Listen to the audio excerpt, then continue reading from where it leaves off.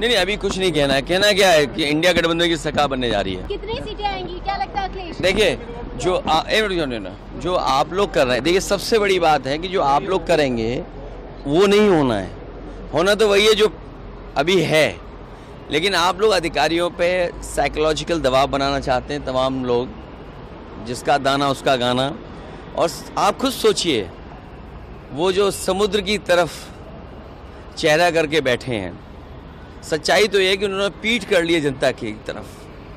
इस बार जनता भी उनके खिलाफ खड़ी हो गई है। अखिलेश, लगता क्या है 400 पार का जो इनका नारा रहा है, कितना संभव हो पाएगा? देखिए 400 पार, देखिए एक मिनट, अब हट जाना, अब इसके बाद अब हट जाना, शरीफ बनकर के हट जाना आप। देखिए 400 पार आपको खुद समझना चाहिए, आप तो इतने बड़े चैनल हैं। 400 पार का मतलब क्या? 543 के बाद आप खुद बताइए ना कितनी हुई। अगर 400 पार मुझसे पूछ रहे हैं आप, तो 543 के बाद 400 पार कितनी हुई? 143। और आप देखिएगा 140 से ऊपर नहीं जाएगी।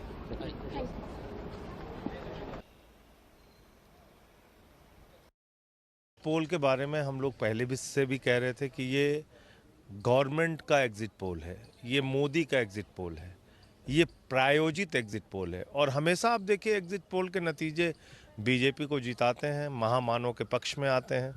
तो जो अभी बैठक में राज्यवार सीटों के बारे में जो लीडर्स आए थे अलग अलग स्टेट्स से, उनसे जो पूछा गया उसके हिसाब से 295 सीटें इंडिया गठबंधन की आएंगी और इंडिया गठबंधन की सरकार बनने जा रही है। ये एग्जिट पोल के नतीजे 20-25 हज़ार लोगों के बीच का सैंपल सर्वे लेके पूरे देश का आकलन करना, 144 करोड़ की आबादी वाले मुल्क का, मैं समझता हूँ इससे कोई फ़र्क पड़ने वाला नहीं है। ये सरकार द्वारा और मोदी सरकार द्वारा प्रायोजित एग्जिट पोल है। वो 700 सीट भी दे सकते हैं भाई, कुछ पाकिस्तान से, कुछ बांग्लादेश से, कुछ श्रीलंका से, कुछ नेपाल से, कुछ बर्मा से, कहीं से भी। वो तो पता नहीं कैसे 350 ही दे रहे हैं, वो तो 700-800 सीट भी दे सकते हैं, उसमें कोई दिक्कत नहीं। मैं के बाद ये दक्षिण भारत के हमारे चिदम्बरम, मदुराई, रामेश्वरम, तिरुपति बालाजी इत्यादि मंदिरों के दर्शन करने का आज सौभाग्य मिला है। और साथ ही साथ अभी जो रुझान मिल रहे हैं, मैंने अभी टीवी पे देखा है, जो सर्वे का पूर्वानुमान आया है और जिस ढंग से लगा है कि भारत में एक बार फिर यशस्वी प्रधानमंत्री श्रीमान नरेंद्र मोदी जी की सरकार बन रही है। मैं भगवान से कामना करता हूँ ये सरकार फिर भारत को आगे बढ़ाने में सिद्ध हो।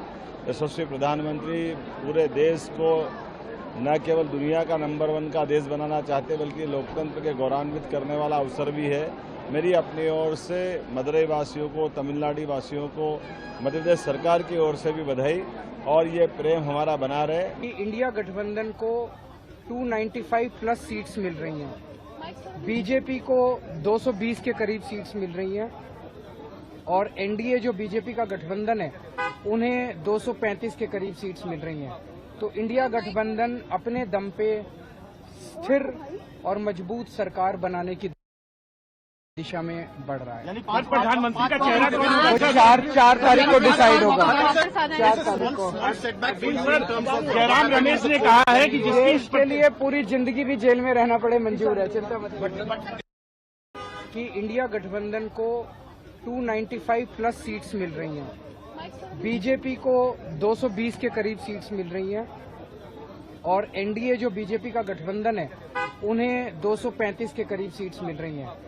तो इंडिया गठबंधन अपने दम पे स्थिर और मजबूत सरकार बनाने की दिशा में बढ़ रहा है। यानी प्रधानमंत्री का चेहरा 4 तारीख को डिसाइड होगा। 4 तारीख को जयराम रमेश ने कहा है कि इसके लिए पूरी जिंदगी भी जेल में रहना पड़े मंजूर है, चिंता मत।